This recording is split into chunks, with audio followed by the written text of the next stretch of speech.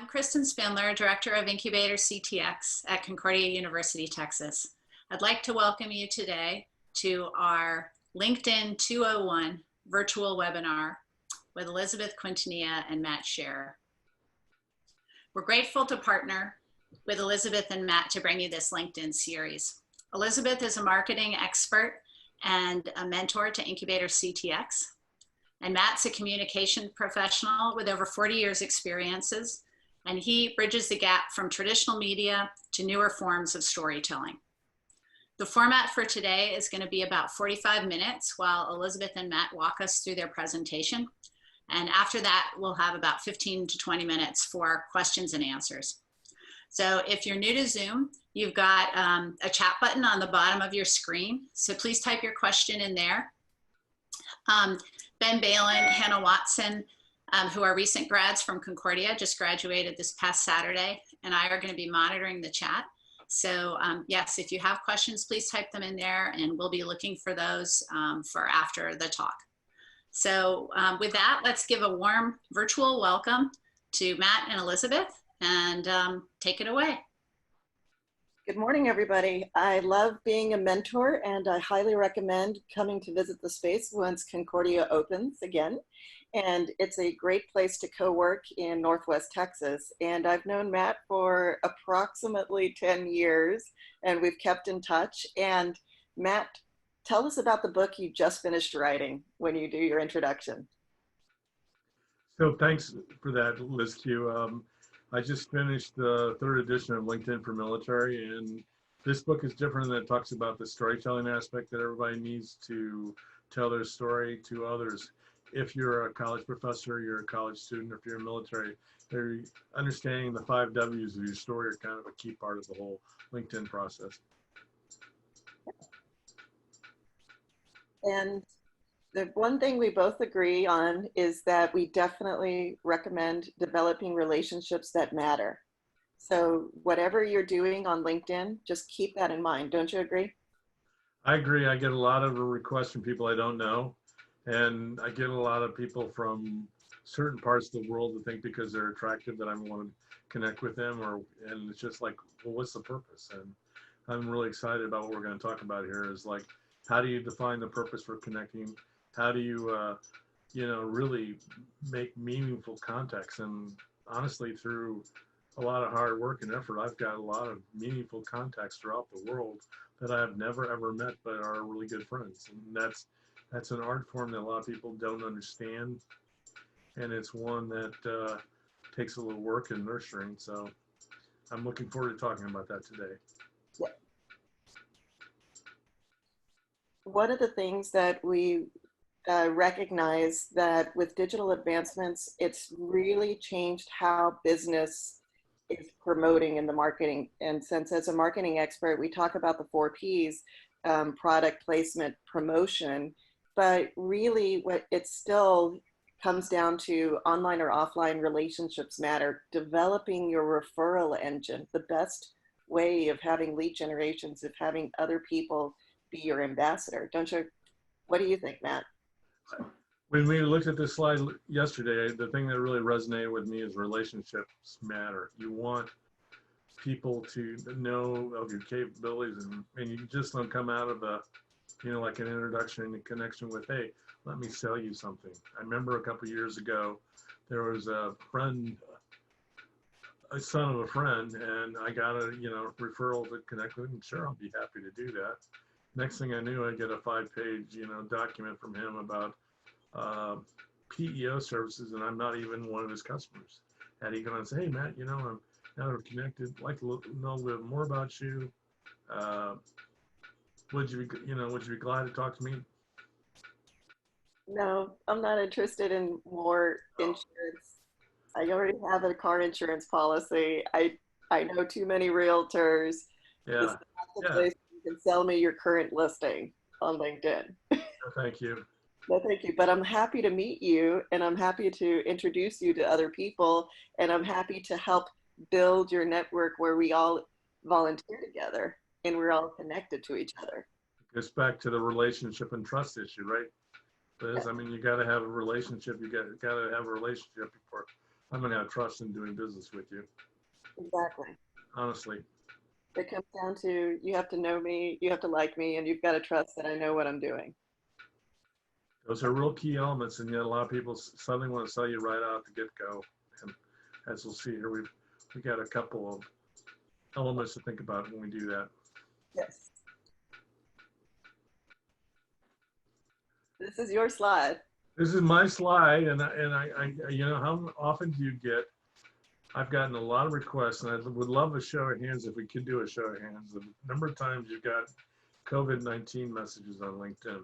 I think there is somebody who probably has a nice island to himself. He makes thousands, if not millions of dollars in helping people with LinkedIn consulting. And he shares with them, hey, COVID-19's hot. Let's just, you know, that's a reason to connect. And it's like, nah. No, and it doesn't matter if it's COVID-19 or if it's the next trending topic. I'm going, even if we all like the same football team, I am a Cowboys fan, but just because I'm a Cowboys fan is not a reason to connect.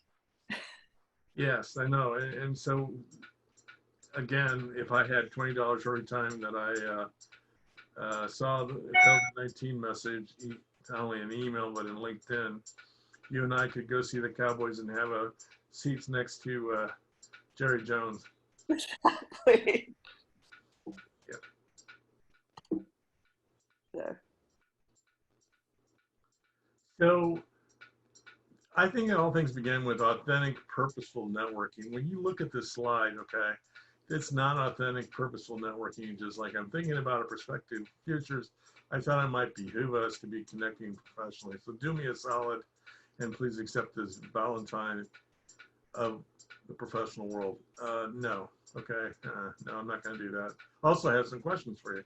I would not connect with somebody like that because it's not a authentic, purposeful note. We're going to show you one a little bit later in this presentation on how to do it, because there's always the important, which is the tieback. Excuse me for that, tieback. A tieback's always important in any form of connection. Right, and I'm looking at this because I do program some bots for LinkedIn as part of the marketing and business development, but I'm going, this is a lazy bot programmer because it says, hello, friend. It's like, I'm sorry, personalize your introduction message. If you can't, if you're too lazy to put in my name, can you just leave it off? Yeah. And so I always say when you meet people that you want to have a connection note, I liken this visual to the old days, you know, back when, back about 15 years ago, you go in restaurants and you see all those big bowls and you put your business card for the free lunch. And then you wondered how the life insurance guy and the other guy got your phone number and wanted to call you about business with them. So to me, having a purposeful note saying, hey, Benjamin, it was nice meeting you today. It's great to be, you know, working with you. I met you at this event. Let's connect, and here's why. I think that's very important in any opportunity to connect with people.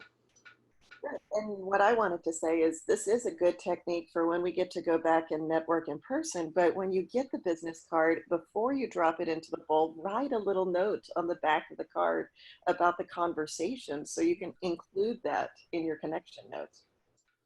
Yeah, and wait a day or two if you're the one you think would get the most benefit out of this before you reach out to them. Don't be like, oh, I just talked to you an hour ago, let's connect. Yes, you're going to win a free car. Not. Okay. This goes back to the whole purposeful note. You get a lot of unsolicited notes. You get a lot of really terrible, and I mean terrible, notes from people. And I think that some people think of LinkedIn as a fax machine of about 20 years ago. Again, you drop that card into the bowl at the local restaurant or other place of retail business, and then all of a sudden you're getting all these phone calls, or the restaurant's starting to send you the daily special when you didn't want them to send you the daily special. So it's the same kind of mindset. It's like fax machine, now it's LinkedIn. And again, I'd like to meet this guy or that person. Well, I think it could be a she.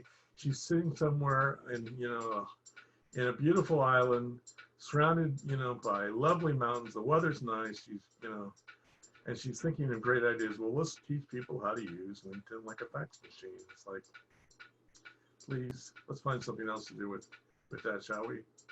Yeah. So it comes into this slide. One of the things that I used to do, and that's is why I have a large network in real estate, is I am a real estate investor. So I was one of those people who would send out all of these yellow letters. But one of those things is you have to personalize, because I'm telling you, if you see this stack right here, I'll just put the pointer right here, it's all the same letter. All of this is just changing the address. There is nothing personal about this. And in fact, you're just spending well over $200 to maybe get one phone call out of the list. So why spray and pray? But if you have a meaningful actual note with somebody, it can actually, you know, it brings up there, you'll actually get the phone calls, you'll have the engagement, you'll actually find ways to collaborate. And again, we'll go back into the bots a little bit later in the presentation, but just don't send the same note every time. Even if you're selling insurance, we understand you're selling insurance, but you just say, I am very happy to make the world a little safer place for families. It was great meeting you at the PTA meeting. I just want to connect with you, right? Don't you agree? I agree. And remember, you're only limited to 300 characters in that note, so it's got to be succinct and on point. Yeah. Please mention the PTA meeting or the fact that you guys went to the same fundraiser because you care about the same things. Yes. And don't spend $200 on mass communications. Postage is expensive. It is. Okay. We're going to the section on giving you some quick tips on enhancing your profile. I call this the gray balloon. I see a lot of this with people that first start and they don't take the time to upload a photo. And with today's modern technology, it's so easy to take a photo with an iPhone 8, iPhone 9, these new Android devices, the iPhone 11. And I've seen some really good pictures from some of the people I work with. And I said, where'd you get this taken? I did that with my iPhone and some lighting and an adjustment, a little tweaking on Photoshop. So never, ever do this. And if you talk to people that are in the staffing world or in any form of world, as soon as they see that, they're going to like, is this person for real? Or am I going to go to meet him at a crowded trade show or a restaurant and be looking for a gray balloon? I call this the gray balloon. Right. And if you're a student graduating, please don't put your cap and gown photo here. Take a sincere professional photo. In fact, my photo that I use on LinkedIn was taken with my prior iPhone. So it was an iPhone 8.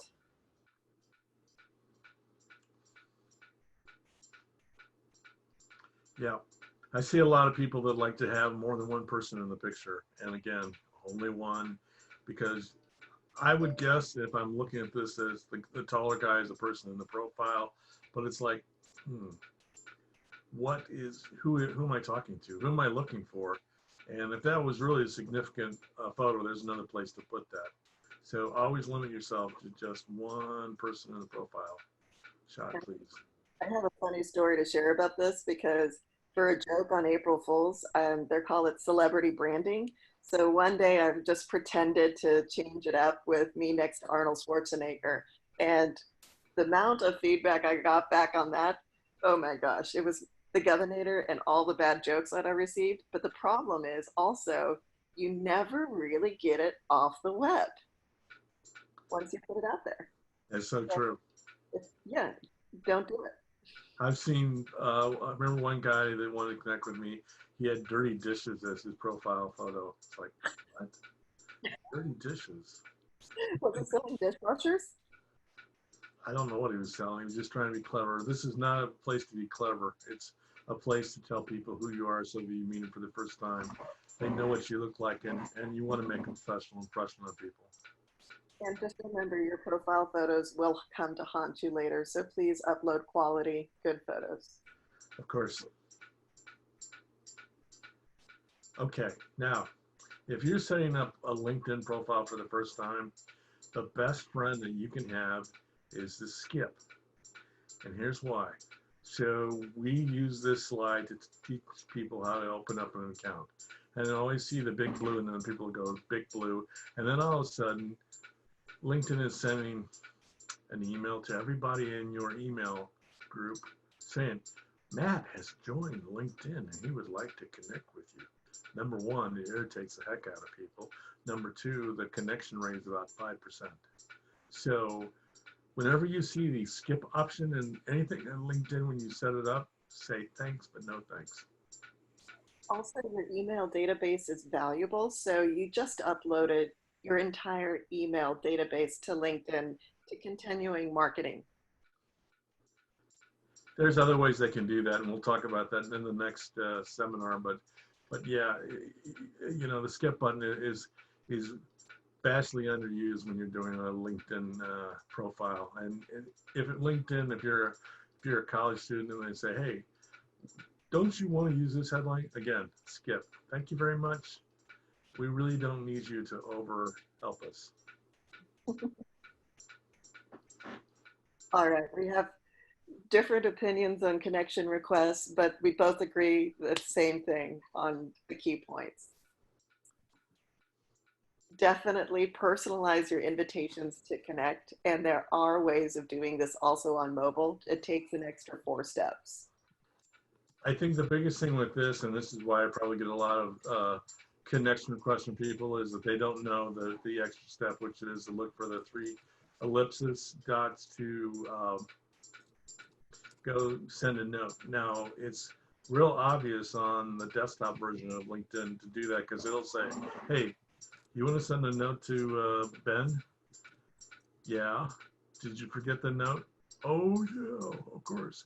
But on the mobile device, it's not as, it's kind of like impulsive kind of thing. Like, boom, I'm going to click on it, and I'm going to connect. And it's like, how do I know you? Yeah, take the extra step, visit the profile on mobile, then do the personalized note when you connect, because you have to visit that profile on mobile. So, and one of the other things is, even if you're at a conference, just remind people that you're connecting with them at that conference. Sorry, somebody complained about my fan. I'm so sorry. It's okay. My dog is snoring on the side. So if you hear occasional snoring, it's my dog is, you know, Yeah. dreaming of chicken. Chasing chickens? Yep, she's chasing chickens and rabbits. Okay. All right, so this is a little bit better of a tieback. See, here in this one, you have a tieback, like, thanks for sharing your article, Networking Advice from a Pro. It's interesting. And I get notes like this, I always connect with people like that. And so it's very important to tie it back to something you saw or read or heard about them. Right, especially if they're prolific, because people write about what they care about. And if you're connecting and creating if you're not a professional public relations person and you're connecting with people in the media, please read the last 5 to 10 articles that they wrote and pull up what are these points that you got out of these articles and say why it's relevant. For instance, I'm now working with a cybersecurity company, and I'm reading a lot about different cybersecurity articles, and I'm just going, the amount of things that I was not doing to protect myself from working from home, I got a lot of great tips from people who are writing in that industry on how to better protect my laptop and mobile devices. So it's always important to tie it back to something, because that shows you've taken the time to actually look at a person's profile. And this is where I've met a lot of interesting people, because I wrote them a note similar to this. And the other thing that I would add to this, the bottom, I always put a little title like connecting exceptional people with extraordinary ideas or something like that. So they go. So the personalized note works wonders in building a relationship. Yeah, and as I said, it makes you also look like an authentic person, not a bot. Since I do a lot of LinkedIn bot programming, this is really quality important. Okay. We couldn't find the right graphic for this, but recommendations are like an attribution tool. So when somebody says you do exceptional work, it's really important to have recommendations and ask for them from people you've done work for or done work with, because it kind of adds to the body of your LinkedIn profile, because people will check it out. And what I mean by attribution is like, according to my supervisors, we accomplished this and we did this and these were the results of that. That's what I mean by attribution. It's like, according to Greg Popovich, the Spurs will come back next year because they'll have exceptional talent. So again, that's the attribution part that's often overlooked in this. And the recommendations from people that you worked with really, really help convey that capability. Yeah, and it's really important because it shows your authentic, what you've done, what you have accomplishment. And when you endorse another person in the network, they're giving you a piece of their credibility. Exactly. And you're always now tied back between, because you created a link between profiles as well. So Yes. now when you show up on the side, it'll also, LinkedIn and the algorithms will recommend some of the people that you've recommended or you have recommended. So, Of course. yeah. And everybody likes to be recognized. Everybody likes to be recognized. And I know when we do the next webinar next month, we'll talk a little about the difference between a recommendation and endorsement. There are significant differences between the two of them. Yes. Endorsements are easy to just to do it haphazardly. Recommendations require quality. There you go. This is my slide. I do love Legos. I do love Transformers. One of those things is lead generation with LinkedIn is great. Everybody's listing their companies, what they do. It's easy to scrape profiles. However, you don't want to be a crappy programmer and just say, dear first name, happy to connect. Your profile looks interesting in your connection request.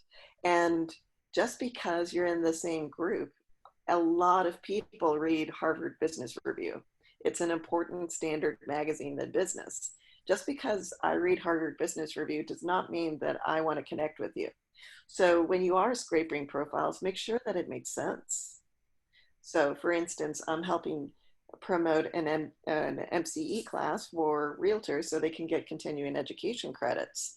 It might be one thing for me to figure out which groups as part of my scraping tool where are all these realtors are part of, and how may I promote effectively within the group rules that upcoming webinar for CE credit, because it's actually of interest and value to them. What do you think, Matt? I think that having bots is interesting, but I'll tell you one of the ways you can confuse it is to put an extra initial before you, because I used to use I used to have D.Matt, and I would always get I knew the bots because they go, dear D.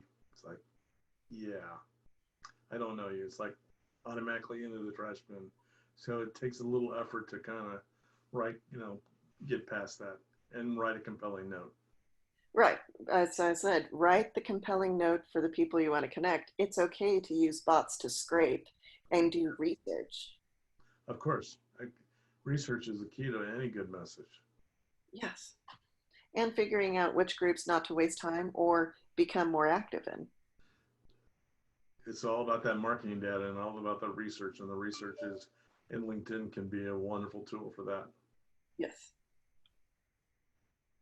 So going back in, when you start to look at groups, you can realize how many people are already in this group. So for instance, since I am actively working with realtors, actively working with real estate professionals that support realtors, and I've prior experience as an investor, I want to see which groups are relevant. And this real estate networking group has 27,000 members. So that's 27,000 potential contacts.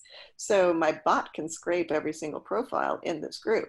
However, the reason why this is more valuable to me in this group is that I have 46 connections that are already active, or actually over approximately 50 connections that are active in this group. Maybe one of those things is having one of them promote the webinar for me if they're already active. and joining this group as a member. Very smart. It's a good use of the word of mouth, you know, messaging. I'm putting on a webinar next Friday for military forces, and I used a couple of my friends that are who I consider major influencers, and they've all spun out the webinar for me, and so I'll get more clicks that way than if I did it myself. So it's using other people and building that relationship. Just as we said a few minutes ago, building a relationship is so important. And once you build a relationship, then they'll be more apt to share your information with others because you are a trusted resource for them. Right, because I'm actually being helpful and I'm providing information for them, and they know and they can see where it's valuable to them.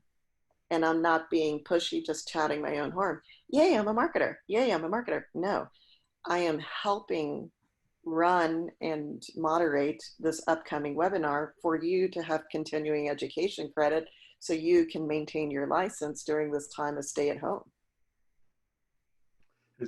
That's a brilliant use of groups in marketing. I think that's something everybody should take a hard look at, and also to be careful and not be to over promote right away either.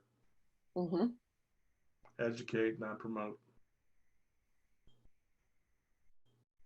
So in this slide, you can actually message a prospect without connecting. And one of these things is you can always see who's liking your post because you have the notifications that pop up, whether you're on the mobile or the desktop, and these are just screen captures. And so one of these things is, who is this person? Okay, it tells me I'm a second-degree connection to this person. And then you can figure out from there what they're following. Oh, maybe I need to follow. Oh, I didn't realize I wasn't following Mark Cuban. Well, I'm going to start following this person. But what if you're sharing the same group? This goes back to that group connection and find out if you have a mutual contact in that group that you're already participating in and get an introduction to this person. And you also save because you didn't have to spend an in-mail credit, because in-mail credits are actually a paid advertising feature for LinkedIn. If you just connect through a group and get a introduction, this is more relevant. And also, it also shares on these profiles, maybe here are some active groups that I should join. I think the idea of using groups as a way to build a network is a very effective way to do that. It's not easy for some people because they want results right away, but if you're patient enough, you'll get connections to quality people this way. Basically, start farming is how I look at groups. Yep. Yeah. Exactly. You can farm your long-term network based on your interests. That's true.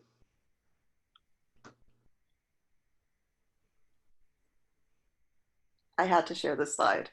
This was also in our LinkedIn 101 slide, but amazing posts really do matter. I think the thing that I always tell people is when you post something, what's your purpose for posting it? Okay. I see a lot of puppies and cat photos when that'd be great if you're a veterinarian, but not so much when you're just, you know, trying to post stuff. So LinkedIn is a business social media site. Facebook is for the puppy and the kitten photos. Yeah. And I mean, one of the things that you can share here, it's very easy. And I wanted to reinforce the idea everybody can open up a free Canva account to create nice little slides to include in your updates because they really do take a longer form in your newsfeed, and they show up more than just a 2 or 3 line update. So true, and I'm a big fan of Canva. I use it all the time. Yeah.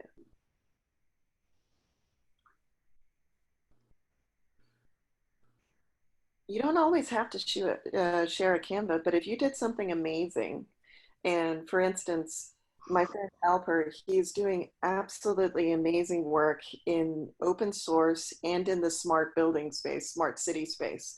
So they've created a open source platform so that not only increasing energy efficiency, but solving a lot of problems there. And he was part of a YouTube video. And in that YouTube video, it showed the panels of all these other leaders. And it's one of those things where it was like, okay, you know, he was being there and it was authentic and he was showing his authenticity because it's like, okay, this is renewed hope for the future. And they were mentioning his open source project. And it's one of those things when you, oh, I gotta go back. When you mention this, you realize one of the things that they're doing is, well, creating control systems so that maybe potentially commercial buildings will be safer after COVID, and part of his open source projects being applied. And so he had an authentic message and reason why you should watch this. And you're going, this is a good way of expanding this. And how is he making a difference? And you can all, and when you share his profile and when you share his things, he notices it. And also, not only that, he can also remember you and be giving you more referrals. I can go on about this guy, but I'll pull back. What do you think, Matt? Well, I like the use of the hashtags in this message, and I also like the fact that you marked his name with the big @ sign, like the Alper Uzumai Messler. Again, using the hashtags within the context of the article are smart. I see a lot of people, they'll write an article, but they won't put the hashtags within the article, and they won't ever let the person that wrote the article, somebody they would like to know about the article, get that invitation by using the @ sign. So we're going to talk about that more in the next one, I know, but this is excellent. I love the use of the hashtags in this. Yeah. So, but there is a point where, remember, LinkedIn is not the same as Pinterest or Instagram. That's true. I've heard some research saying that you might want to limit to 3 hashtags because LinkedIn kind of grades it on the number of hashtags. So this is 1, 2, 3, 4. I do 6. I usually do between 3 and 6. Yep. Depending on the post, but I wanted to make sure that people understood. Yeah. Because this is not my normal marketing post, so I wanted a broader reach. Yeah. Of course. Yeah. I would have never thought of applying open source to the smart city space. It's a brilliant way to do it, though. It is. I'm slow to reply to people. There's a lot of stuff going on LinkedIn all the time, but with all the notifications, you know who's taken the time to visit your profile, read what you wrote, make sure you reply. I think this is the easiest way to connect with people that are not, first degree connections, because sometimes when you write a little note with the @ sign, then they notice it, and then you can go from there to then actually connect with people. And using this kind of tactic is just a really good way to do that. Yeah. And I make sure that they know that I reply to them by tagging them again. So I always, when I reply to people and I know that I'm sharing their posts, I do my best to make sure that I'm highlighting their name so it shows up on their notifications. Okay. Yeah. Yes. There's no reason. Everybody likes a pat on their back. Say congratulations. So even though it was 1 week later, I can say congratulations. She's changed where she's being a licensed realtor at. But in addition to just doing the automatic message, add a little note to it so that you take a few minutes to reply.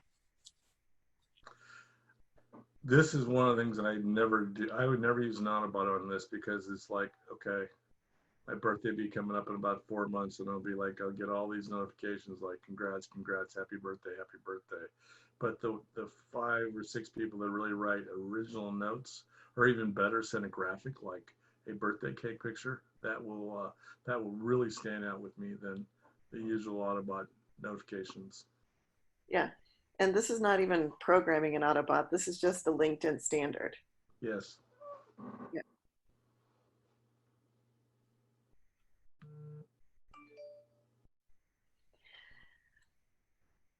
My friend Timothy is amazing, and this is another amazing marketer here in Austin, and we haven't connected yet. But it's one of those things where, you know, you look to your peer group to grow your network, and you can ask for introductions, and you realize how you've connected. And I also let them know that I'm using this message in the LinkedIn 201 slide, by the way. Yeah, I like that. And I always, when you send a connection out to people that somebody referred you to them, the likelihood of them accepting that connection or talking to you is much higher than just reaching out to them without a connection or without a purposeful note.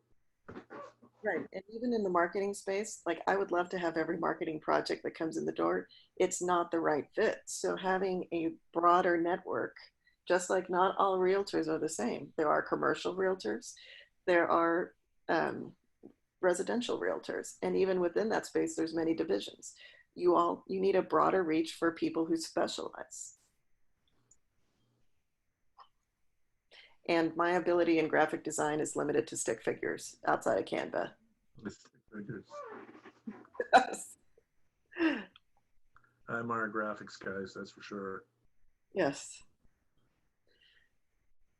And if you do have a budget and you can advertise. One of the easiest ways in building a network, if you can't have somebody do an introduction, is there is in-mail credits for messaging. You can buy that, but there's also other different types of marketing solutions. And actually it'll be an upcoming incubator class on all the different tactics that you can do on LinkedIn marketing. However, it's not the place to start. The place to start is actually developing quality relationships. Yeah. So with that, here are our emails, and we are actually ready for questions.